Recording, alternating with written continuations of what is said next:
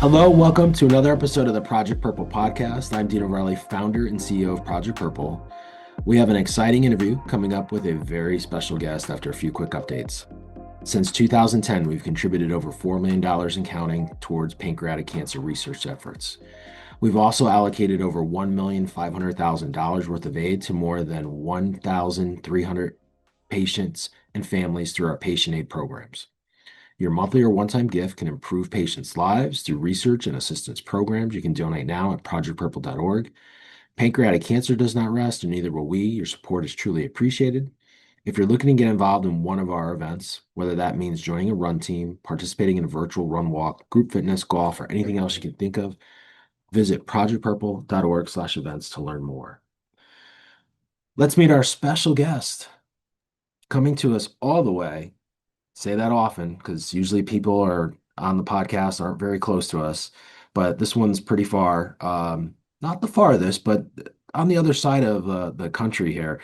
Coming to us from the LA area, Matthew Cassani. Welcome to the Project Purple podcast, Matt. Thanks for having me. So I know we're recording this in mid-January, sunny, beautiful in LA. LA is a great part of the country. I've been there, haven't been there since COVID, but before COVID, we used to be involved in a couple of events down in the OC. We still do have a relationship with UCLA, have Yeah. funded some projects there. Beautiful area of the country, and especially given where we are in Connecticut, it's like a balmy 20 today. I think maybe even cooler with the wind chill. And we are expecting some snow tomorrow as we record this. So I'm a little envious of your weather, but Yeah, can't relate to the snow. It's blue skies here. It's sunny. I've got t-shirt and shorts on. I'm ready for the beach after this. uh So that sounds amazing.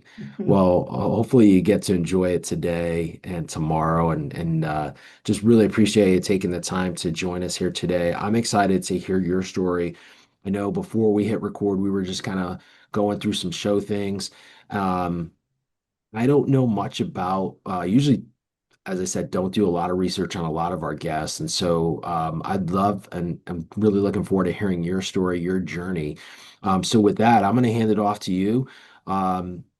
This is your opportunity to kind of share with our audience your background, your story, your journey, where it brings you here to the podcast today. And with that, the microphone is all yours, Matthew. sure. Um, yeah, last year I was experiencing a lot of stomach issues, digestive issues. Um, I just had like really and uh I would get these like really upset stomach aches. Like one night I had even, like I literally got out of my apartment and just walked around the block because laying down hurt too much. Um, and like over the counter stuff wasn't working. And I went to urgent care the next morning and they kind of were like, I don't really know, like here, take this little antibiotic thing. And um, it passed for a little bit, um, but then a few like a month or two later, I would get these random stomach aches. And I started trying to like connect the dots. I would notice like, oh, it's happening after I'm eating dairy. And I was like, oh God, am I getting like a late in life lactose, you know, intolerance? It was like, well, that's a bummer. But um, so then I'd gone to like another doctor because I mean, these are really like upset, like can't concentrate, can't do anything, like all your attention's just on your gut, right? Um, Was it like a throbbing pain or a sharp pain or just like your stomach it, just it always was it, upset? it was like a really just heavy weight. Uh-huh. I wouldn't say like a throbbing or it was just deeply uncomfortable again, and like not something where you, like if you were laying down you could solve it. Like it kind of helped just to be like on the move, but you can't Yeah. just constantly be walking around or anything. Like as soon as I stood still, it's just like I don't know, you just have to like grip it. It was just really uncomfortable. Um, so then I had gone to like another doctor, and his advice was like, well, I mean, if you think it's lactose intolerant, just cut dairy out. And I was like, okay, fair enough. And then he also suggested cutting out meat, um, and just sort of like, isolating things to see like what might improve. I had been a vegetarian for like 9 years, and then I started eating meat again in 2018. So I wasn't like too unused to that diet anyway. Um, so I took it on and I was like, all right, this will be an interesting challenge to go back. And it actually wasn't as hard as I had, I thought it might be getting used to meat. I was pretty used to the foods that I could go to. But what ended up happening was like I just anytime I ate, I had to go to the bathroom like immediately, not to get all TMI on that on the podcast, but it was really like no matter what it was, like I would take a bite of fruit, I would have some like bread or rice, before I was done with my meal, I was like going to the bathroom. It was just IBS for everything. Um, So this was after this was the after. stomach pain, and then the doctor was like, "Hey, why don't you try like going back to like a non-meat based diet?" Right. Yeah. And my initial thought was like, oh, I'm just detoxing, Yeah. I'm just getting this all out of my system. Yeah, yeah. And then like after a week or so, like I will be used to it and I'll just be, fine. Um, but that really was not the case. And it took about it was I honestly it felt like it was maybe like a month or two. Um, and again, it just sucks because like, what do you do? Yeah, I mean, you obviously have to eat, but like everything that I was eating was making me, go to the bathroom. Yeah. So I tried to make an appointment with like a gastro doctor, how to get, the references, the recommendation and everything. And the soonest that they could have seen me was whatever the date was. It was like at least 2 or 3 weeks from when I made the appointment. Um, so I had made the appointment, and then it happened to be Mother's Day weekend, and my mom was coming down to visit, and she had stayed with me during the weekend, and she was gonna fly out. She like came on a Friday and was gonna leave on Wednesday. Um, and again, I kind of just like we had dinner plans and stuff. I canceled them. I was like, I'm this is not gonna be fun, you know. Yeah. So I went to work on Monday, and that Monday. I had a coworker kind of pull me aside and was like, Matt, your eyes look yellow, and which is like a sign of jaundice, which is, most commonly associated with like liver disease. And I'm like, okay, this Yeah. is this is an issue. So I left work early and I actually picked up my mom and we went to another urgent care. And when I told the people at the urgent care my symptoms, they they got like really concerned. They're like, oh.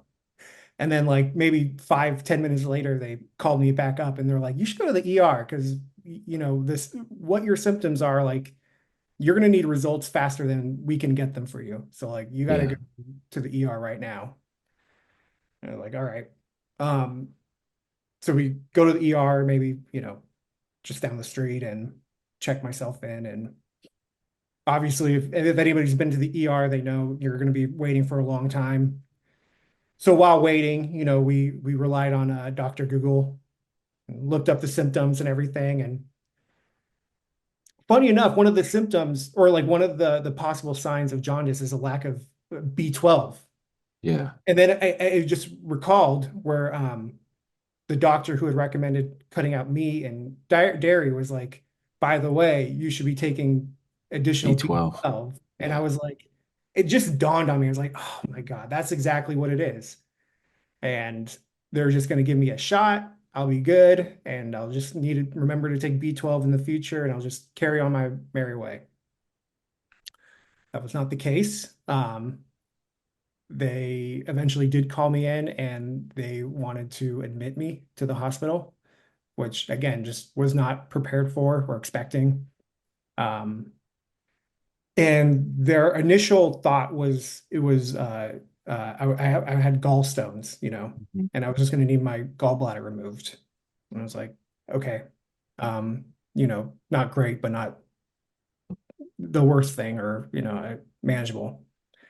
Um, so then while I was in the hospital stay, they had done a few different tests on me. They did an ultrasound while I was actually in the ER.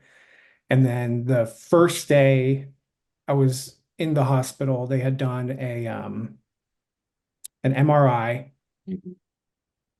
and then they come back and they're like, you know what, we want to do a CT scan. And I'm like, okay, And again, they're being a little like cagey, they're not Mhm. saying like they're like, oh, we just want to make sure that we're covering everything. And then we do the CT scan the next day, and that's when they came back and they were like, we actually see like a mass on your pancreas.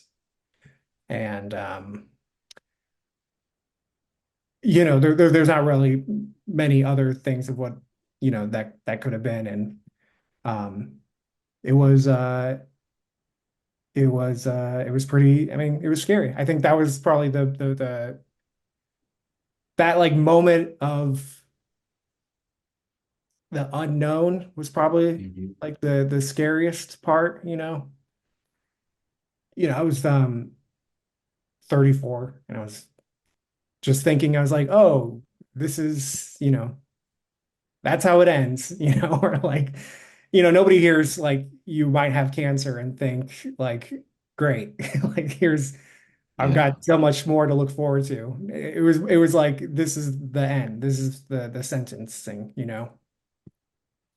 And especially like in at that moment when they're, like we would see like a doctor maybe like once every hour, and it was a different doctor every time, and Yeah. getting like all this mixed, a lot of no information. Nobody's like in the room with you where they can like, Yeah. walk you through it. And they're just sort of like saying, here's what it is, and then leaving. So you're just sort of like sitting there in your gurney, like with all those thoughts. um and so the next day we had done they'd done a biopsy. They put me down, and I was in the hospital for maybe like 5 days total before they admitted me, or let me go. And then sure enough, it came back positive for, Awesome. yeah, for the cancer. And then, So yeah, I mean, yeah, I'll go on. no, I just want to ask a question. So this was 2025. You said last Yes, year. Okay, so when in 2025? Like what time of year? this is May. May. Okay, yeah, that's right. You said because your mom was down for Mother's Day. So Right. May 2025, you get the diagnosis, they send you home. And then from there, then you go and get like an oncology consultation, I would assume. Yeah. So while I was in the hospital, like oncologists did start coming in, and Yeah. surgeons started coming in and start telling you about your options. My mom had canceled that Wednesday flight. She was there with me. My dad had flown down and everything. And um, yeah. So they were like checking on me, telling me like all the options. They were saying, some encouraging things like, from the scans, the CT scans and the MRIs, it didn't look like it had spread anywhere. It was still like Yeah. at least in that one location. Um, and then let's see. I mean, once it got confirmed, I mean, it was pretty quick successions of like what to do. It was like they wanted to put a port in me. Um, So we can I start the chemo. so they could start the chemo. Yeah. So I got the port, and then basically after that, then it just starts getting into all the bureaucracy, right? Then it's a lot of like, okay, well, you definitely need chemo, so we're going to get you this port, but we can't start the treatment until your insurance approves it. And then the insurance wants to like be like, are we sure this is the right medicine and everything? And so they're having to figure that out. Um, but yeah, and then had met with like a surgeon also through the UCLA system. UCLA was very they were great. That's who's been treating me and everything. And Um, but then, yeah, I mean, it was maybe like a less than a month later, I started my chemo treatments, and I actually so that was in June, and I have my last treatment next week. So start the chemo June 2025. You'll end in January 26. Yeah. So just straight chemo, no other treatments, no other No, procedures. there was a there I did a Whipple in October. Oh, okay. Wow. Awesome. Yeah. So then you did So the how many rounds? So what did they give you? 8 rounds of chemo usually? yeah, so my surgeon, Dr. Donahue, he Yeah. uh he was saying like you're gonna need, you know, 6 months chemo total and a Yeah. Whipple. It Yeah. doesn't Yeah. matter the order that we do it in, but that's going to be the procedure. And at the time, the tumor was 4.4 centimeters. I want to, so pretty big. So they had Yeah. recommended doing. He said like I think we should do chemo up front, just try to shrink it, and then when it's a little bit smaller, we'll go in and do the surgery, remove Yeah. it, and then do the remaining chemo sessions. So I remember after the third round of my third session of chemo, they wanted me to do another MRI, and I I I I thought it was like too soon. Yeah. Again, like what do I know? Like I'm not a doctor, but like I was like, are you sure? Don't you want to wait a little bit longer? I kept freaking out. I was like, there's no way it's gonna, or like I thought like maybe they were saying like if it hasn't moved at all, or even if it goes down by a little bit, we'll at least know that it's working. Working. Yeah. Um, and thankfully it was. I think when we had checked again, it was like almost half the size. It was like 2.3 or something now. So that was also really encouraging to know that Yeah. because I mean, like anybody will tell you, it's not a great going through that. It's not like it doesn't feel good. No. So I mean, but just having that in your head that like, all right, at least it's working was encouraging enough. And then sometime in September, it was like the end of September, I had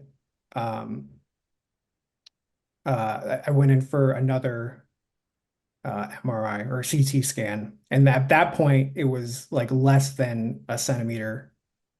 I think it was Wow. like point 9 or something. Like So you were having a really good positive resp I mean, the tumor was being reduced clearly by the treatments. How were you?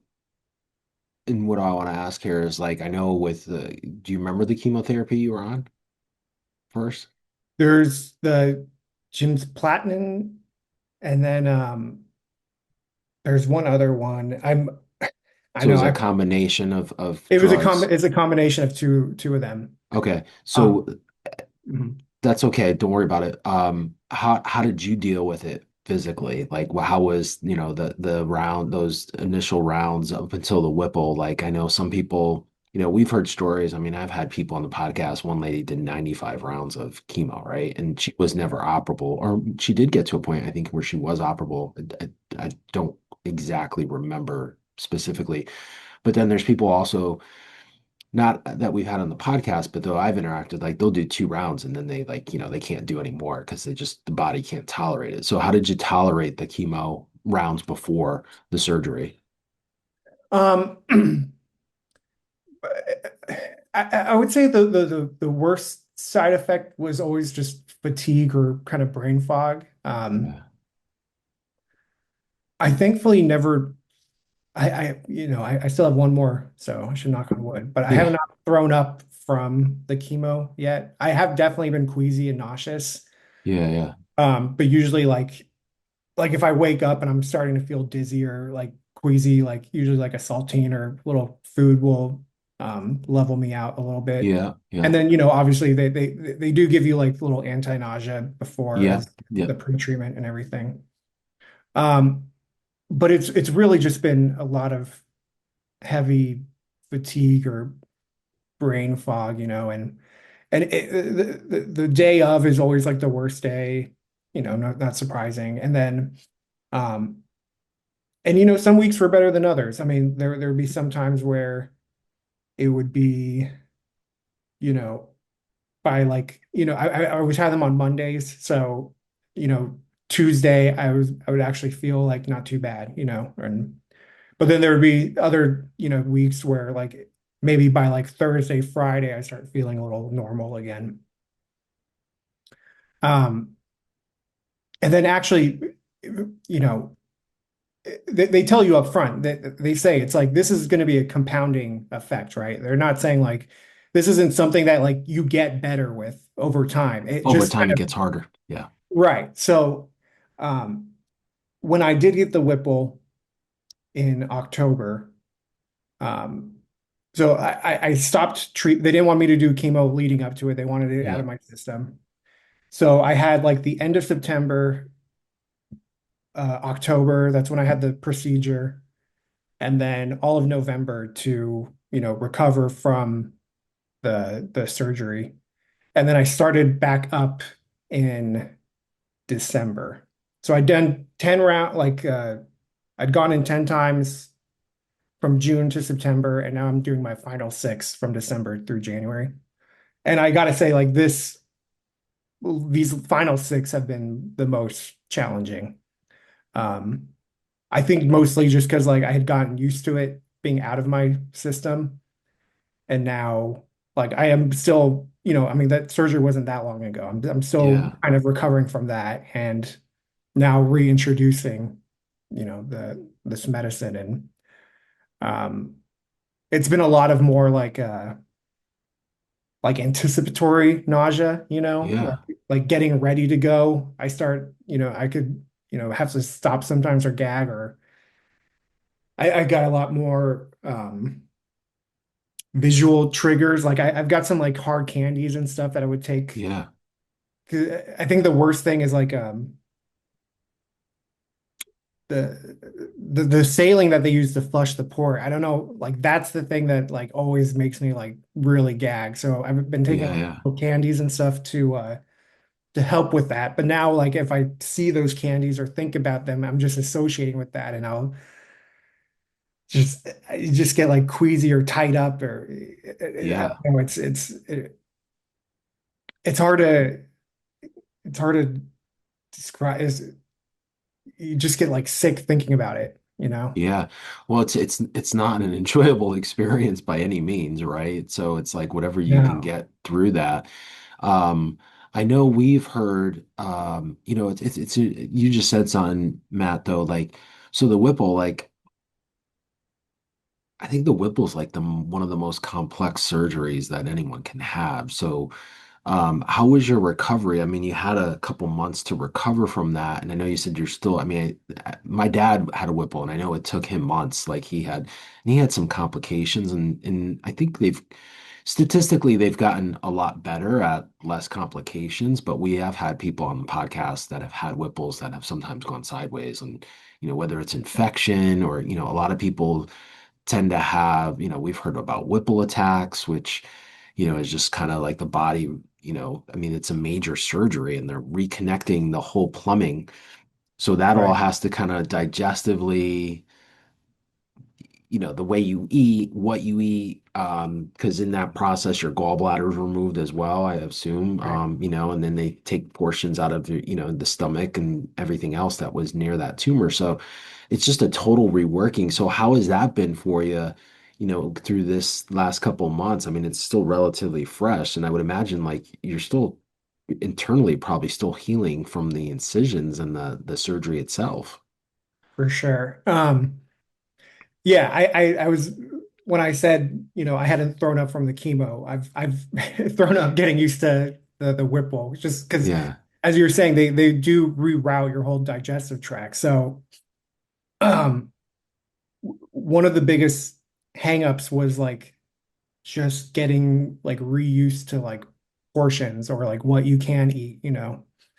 Um so there were a few times. I mean, like granted, I had the surgery right before the holidays, so so I was like, I might be a little like eager to, fill up my plate or something, but um I would just, it would take like nothing at all for me to just get like so full where like literally the only relief would be like to force myself to throw up.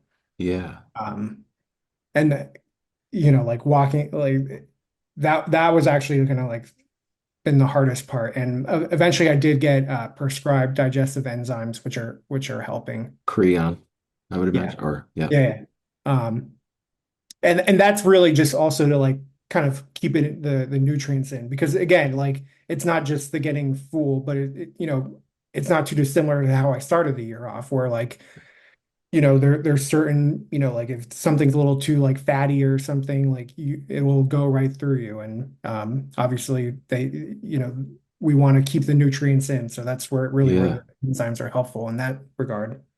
Um, I do have the benefit of being on the younger side for having gone through that surgery and this treatment. So I know a lot of the like statistics that are associated with the Whipple. Like I'm a little bit like of an outlier. Like and I mean that like like I didn't really have any other health complications other than this, and it was a little easier for me to bounce back physically.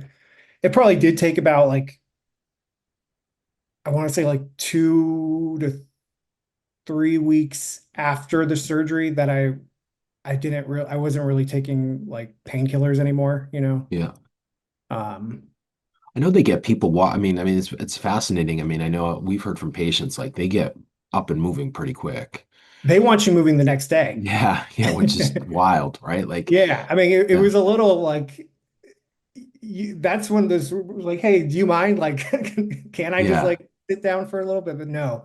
And by the way, that's one of those experiences where you're like, you don't realize how much you use your abdomen yeah, when all of a sudden they're like, hey, get out of the bed or like sit in this chair. yeah, And you're like, I physically cannot without like nurses on both sides of me like picking correct. me up and moving me. Um, yeah, yeah, I would do the little rounds around my little like the floor that I was on, and you get to see all the nurses and all the other patients in there. Um,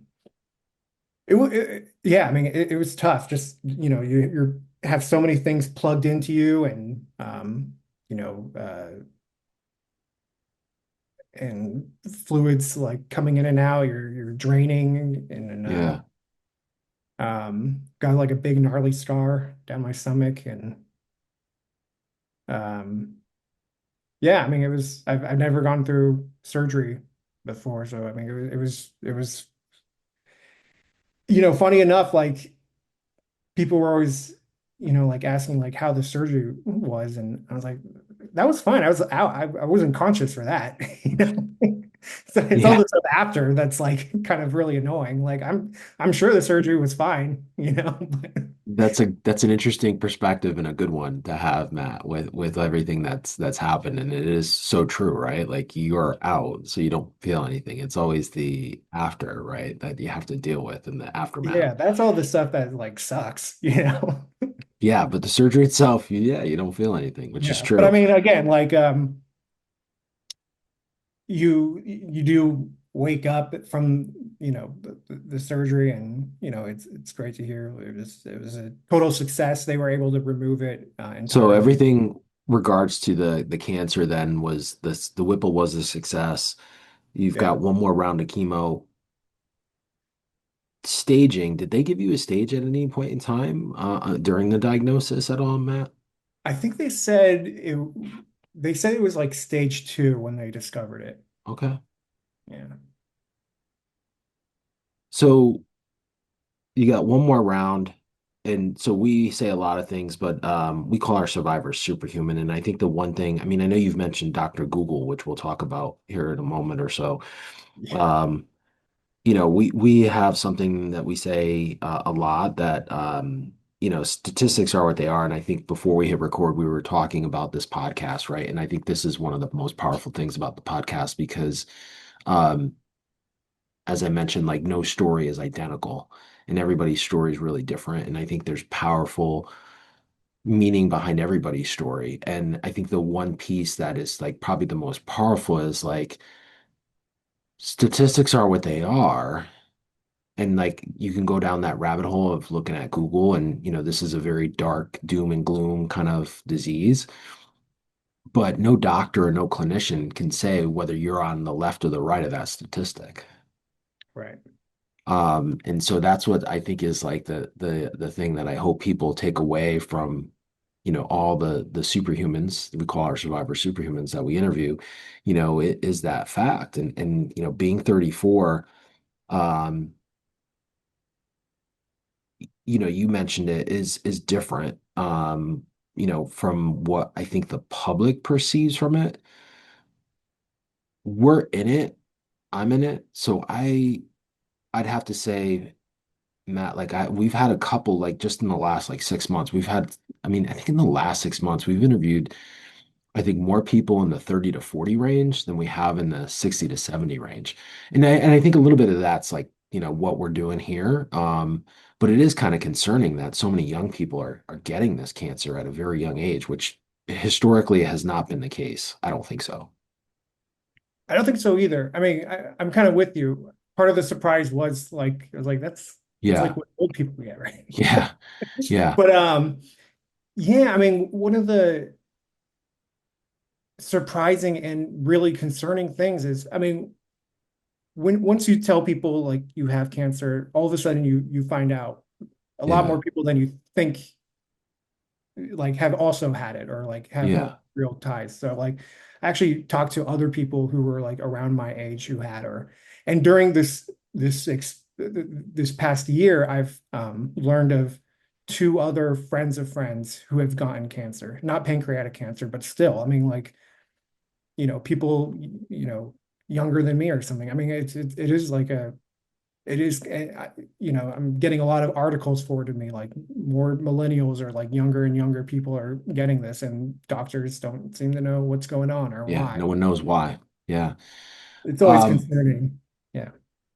I know audience probably thinking and knowing from watching, and I ask this question often, so that's why I say this, genetics. Like I know, there is a Yes. mandate for genetics, so I'm sure UCLA being one of the top centers in the country, what did genetics come back with anything?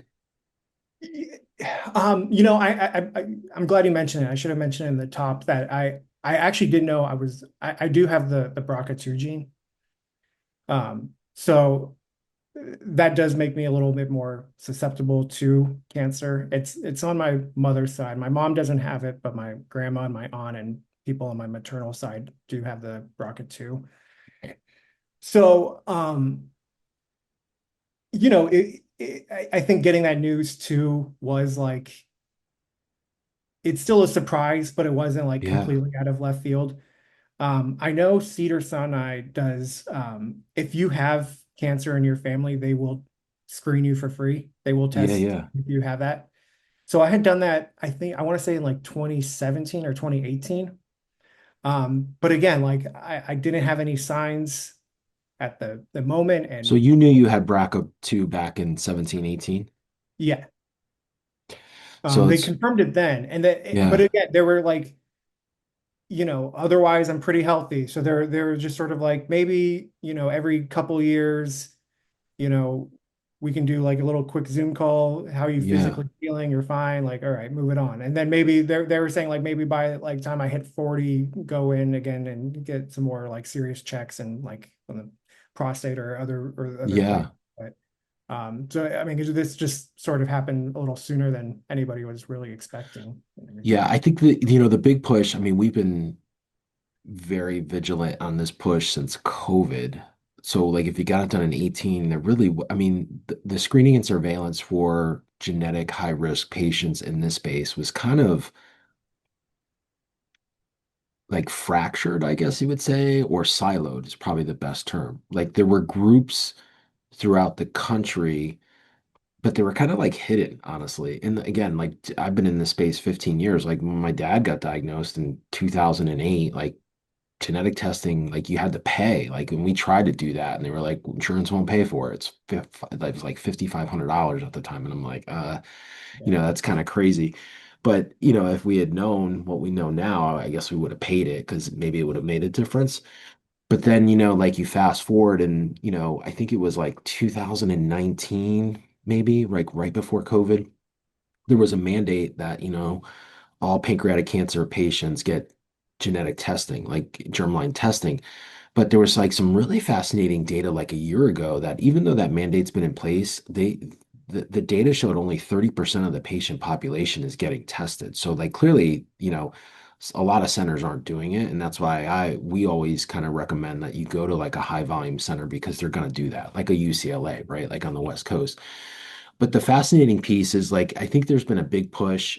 We've been very vigilant in that, I guess, to give us a little bit of a pat in the back the last like 4 years with really like pushing high risk screening and surveillance for high risk individuals, in particular with the BRCA 1 and 2 gene, ATM. There's a couple others, right? And I think there's a little bit of a tide that is turning, but it's just not big enough, if that makes sense, Matt. And I think like again, if you go to like a high risk center, like now some of these programs aren't necessarily siloed. And I think the other piece that's happened is genetic testing, has gone from $5,000 back in 2008 to where it's free. Like there's Yeah. companies that will do it for free now. Now, do you get a full panel, like a full, like, I think it's like 86 genes that they will test. I don't know. Sometimes you only get like 12 or 24 versus a full panel, and maybe it's a little bit less than 86, but that's neither here nor there. I mean, they're still going to hit like the heavy ones, which are the BRCA 1 and 2, which are the most popular, and the ATM and some of the others. I do think like the genetic space is evolving, so it'll be interesting.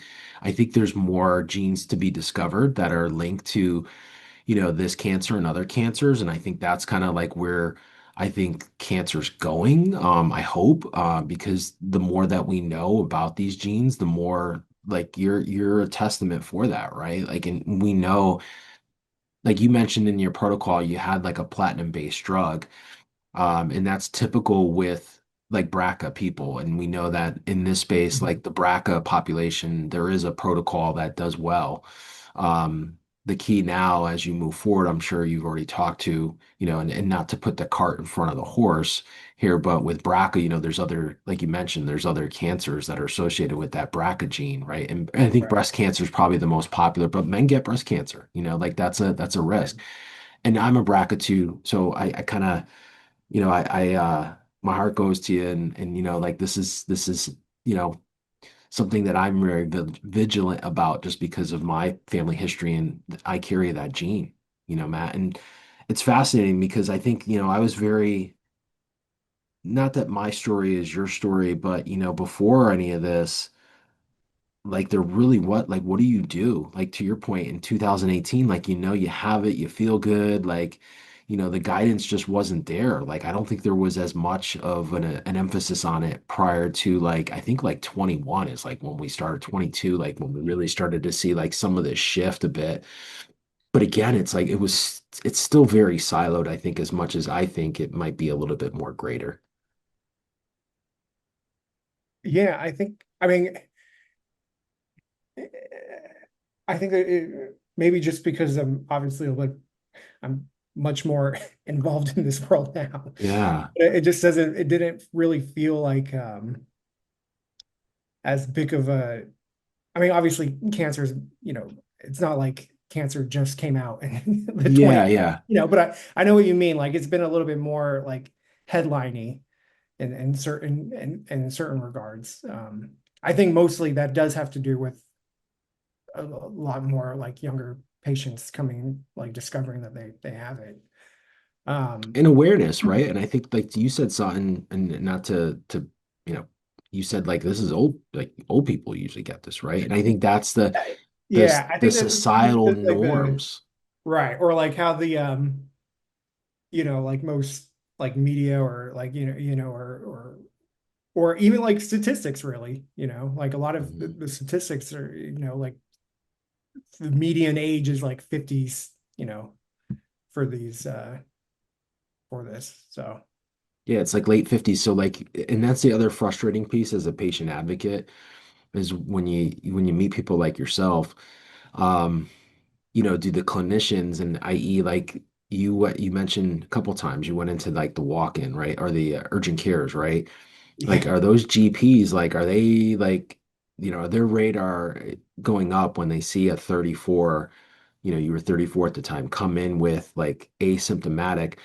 Like we've heard digestive issues a lot, but digestive issues are so vague, right? Like you could have food poisoning, right? Or to your right. point, like the doctor was like, "Ah, go back to like eating plant-based or vegetarian and like everything's running through me right now, and I have this like abdominal pain." Like so vague, right? But like is the radar going off in those urgent Yeah, cares that I like, don't hey, think so. maybe Like this no, it's not, every, right? because every single, like, it's funny too, because you know, you wait like however long you do in urgent care, and then both visits with my doctors are probably less than like 5 minutes, like 10 Yeah. minutes.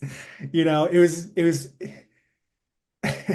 I actually felt like a lot of empathy for women because they always talk about being gaslit by doctors. Oh, there's a lot of gaslighting. Yeah. Yeah, and I was like, that's exactly what this is. I was just like, I'm really trying to say like, I know this is bigger than this. This is real pain, and they're like, stop eating cheese.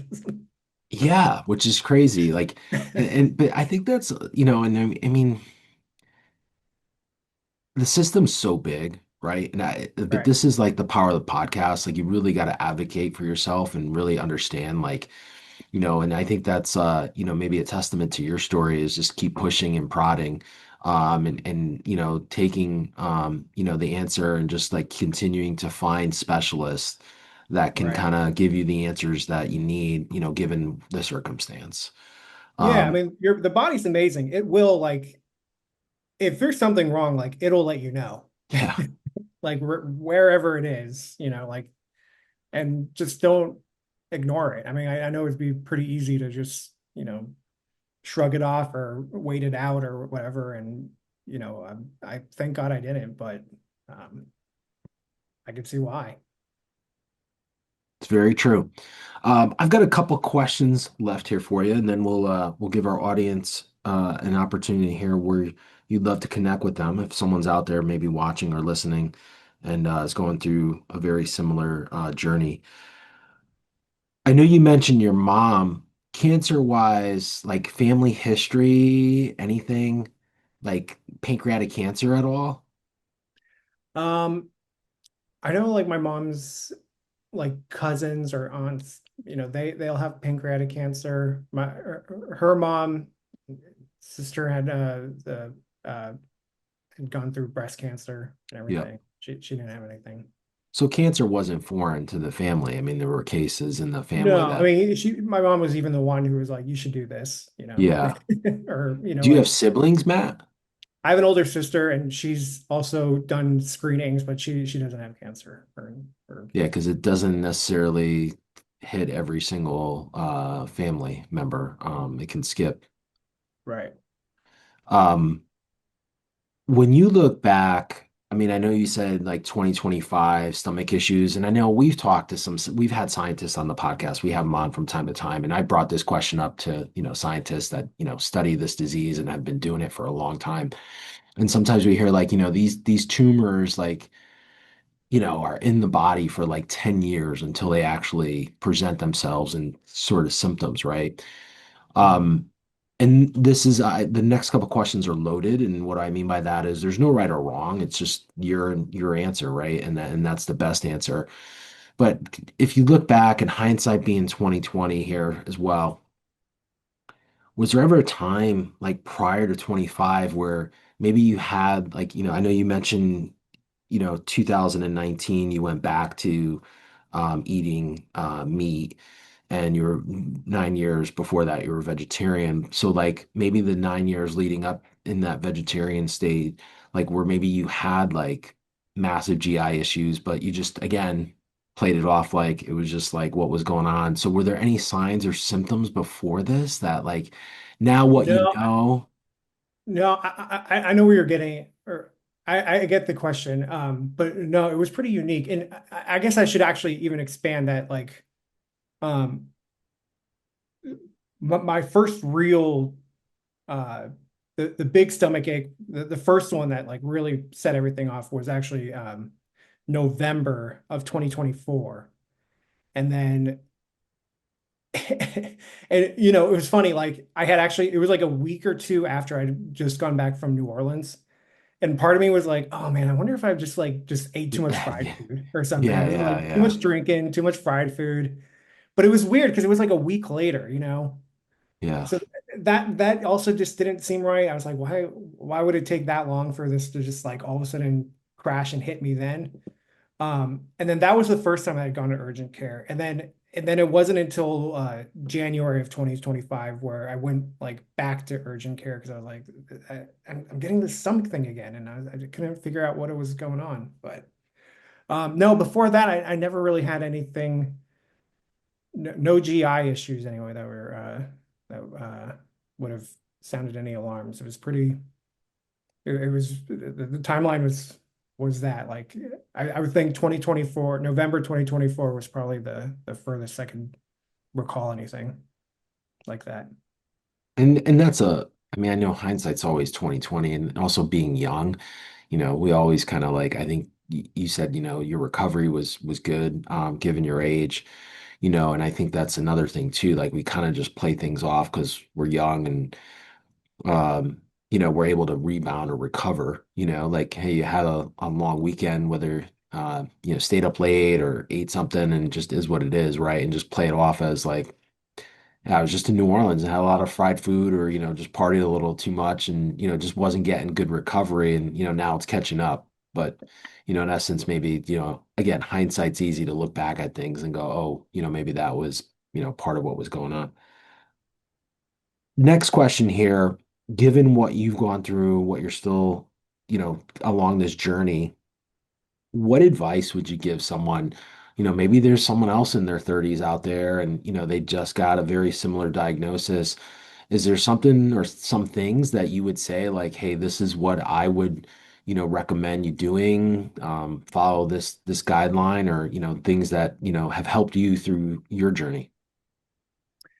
Yeah, a few things. I know what I said in the ER. I like looked up my diagnosis and stuff Google.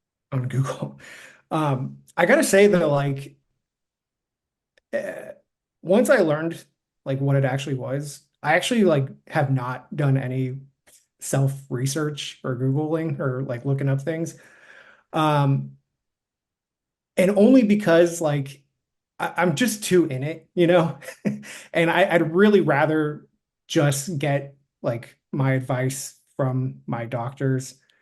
And listen, I know there's some people too where like I wouldn't even say like you'll get a good feeling or a bad feeling. Like I've actually met with certain doctors during this where I didn't really totally have like good rapport with and like wanted to get advice from other like doctors and stuff. But I gotta say, like, just because you look up like pancreatic cancer, all you're gonna get is a bunch of like really horrific statistics, and then you're just gonna get in like a little mental spiral and it'll wind you down. And I know it might be a little like counterintuitive, but it was one of those weird things where like it was the less of those things that I knew and I could just sort of like focus on like the present or like what was actually happening for me and to me um was like weirdly better. Other advice was I didn't do any social media posts or anything until like after I had finished my surgery. Um but I did let people in know pretty early and I let people know like when I was first hospitalized before I even knew what was going on. And then when I did find out, I let in a few more people, and I just didn't really think it was you know, and I wouldn't say it was like every single person that I interacted with, I was like, I have cancer, by the way. It was just, like you have people that you trust or you talk to, and I think, like you want to be. I I would just think like if this person in my life had cancer, I would want to know, Yeah. and that was a good way for me to be like me reaching out. And that's an awkward text, it's like a lot of them were just like, hey, this is coming out of nowhere, but I wanted you to know, this is what's going on with me. And a lot of people really appreciated it and like continued, throughout the journey just to check in every now and then, like either a call or, a lot of people would just send me gifts out of nowhere or, like write to me or like send me text messages. And I didn't like ask for any of that stuff, but it was just like because, the more people who know, like I think you're on their mind, and just having like the chemo days, just getting a random text from somebody who I ever told like, hey, how did today go? Or, getting a call like, hey, how's everything, coming in and stuff. And that was all really helpful. Um, and then I don't know, going on like walks when you can, don't have like super high expectations for what you can do, but getting out into the sun and taking little victories when you can, that's all. Give it's one of those things where like any excuse to give yourself a treat, like just do it. Love it. I love it. It's so powerful. I mean, and you answered another question about, we often ask like in that, which is so awesome that you did that, what's like the best thing, people could do for you. Because so often we get people that call up and, they're like, hey, my neighbor or someone in my family just got diagnosed. What should I do? And I think people always think like, oh, you got to like take them to Disney World or, like do something like really wild or have something like really like creative, and it's just the simple things in life that I think are more important to most people, as you go through the journey. Yeah, I mean, baseline, any text, phone calls, that's all really sweet. If you are thinking about gifts, I will say, um, like Uber Eats or any of the like food delivery stuff is great because nobody wants to cook while Yeah. they're chemo, That one's a really good one. I'm not big. I'm not really great at like Sudoku or crossword puzzles, but people were sending me Legos, and that was kind of Huh, like a fun that's thing kind of for cool. prepping Oh, at that is home. a good idea. Yeah, because I mean, like you're gonna be at home recovering, Yeah. and you don't really want to like you're not really like thinking a lot, Yeah. You don't want to like use your brain too much, but some kind of like little activity is nice, Yeah. Um, those That, were that's a great idea. We've never heard that, but now that you think, like, I have two boys, man, and they're like, 20 and 21, and they still are into their Legos. Like, it's pretty wild. I think I mean, it's fascinating. Like, Legos over the there's a last, lot like, more like Legos for adults. I say that in yeah, but they're a little bit more no, like complicated than from what I yeah, remember yeah, no, from no, no. But childhood. like, that's a great idea. And Great, it's like, great idea. Like, I want to partner with Lego now. That someone's yeah, gonna steal my idea, so I just put it on the air, but that's all right. It's not the idea, it's how you execute. yeah, that's Um, right. yeah, but that's such a great idea because like I even like I've again with my boys, like, and it's just like it's the best distraction that you can have, right? Because like you're building something and you have all the instructions, right? And it's like it's not like It's not like you're doing IKEA furniture where yeah, you're well, gonna I was just gonna all say this it's good not like stuff, It's you like just it's took pretty the low words. stakes. Yeah, you just took the words out of my mouth. I was just gonna bring up IKEA. It's not, and I was gonna say like IKEA can be like, like you can get frustrated really quick because like the parts don't fit or like the instructions Right. make no sense. That's not Lego, but but IKEA when it works is like awesome, right? Like it's like that you like da-da, like IKEA is awesome because everything works and like it's so simple, but also can be like a cluster and so complex. You don't have that with Legos, right? Like you never have like I've never heard someone say like, "Oh goddamn, like these Lego instructions were awful and I didn't have like nine pieces." IKEA does. Right. Nobody's getting to like a fight. Nobody's yelling at their spouse because they couldn't like finish their Lego on, yeah. That's a great idea. That's awesome, Matt.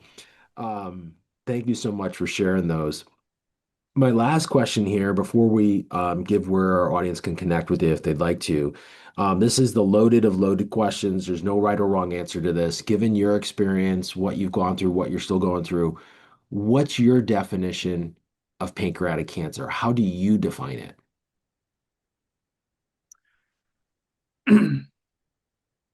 Oh, um,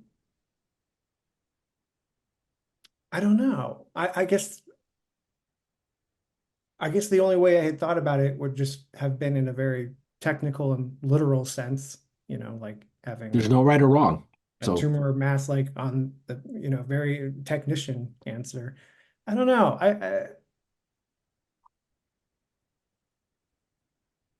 It's like it's definitely will be part of my life for the rest of my life now. Um, Maybe it's too soon for me to be like reflective of it in that sense. I think right now I'm just thinking of it as in very literal terms. But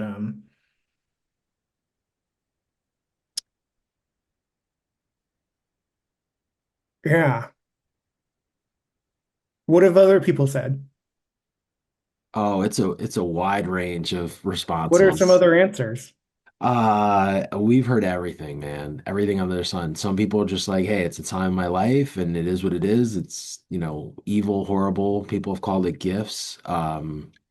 Yeah. You know, I was it's a wide range. And that's where I've always, like I said, prefacing it, like there's no right or wrong to it. It's just given what your yeah. experience has been with it. It's just kind of fascinating. It's always our last question to ask everybody, especially since they've gone through it or in it.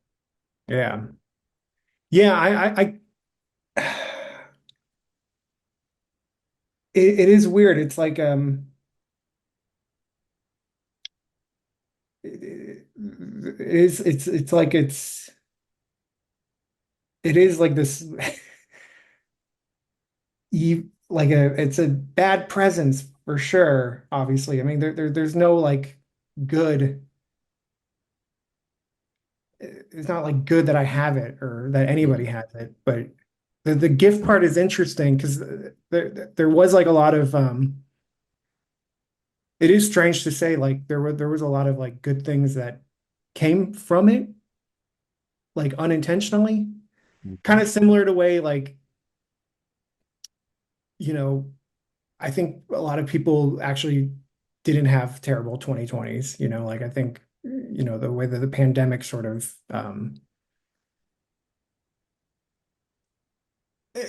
yeah, I would say like it was a good opportunity for reflection in certain ways or also like I told other people this like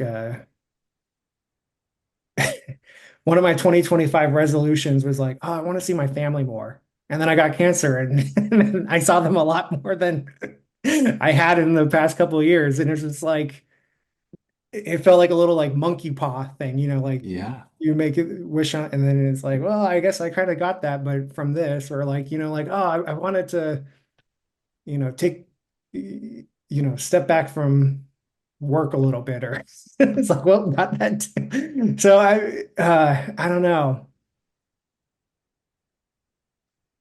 I'm grateful the way that everything worked out, but would not recommend.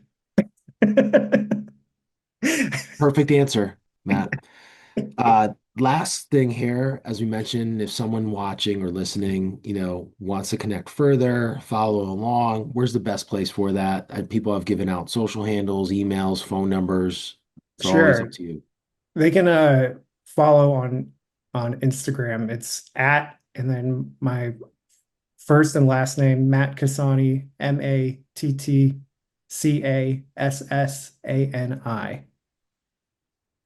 Awesome.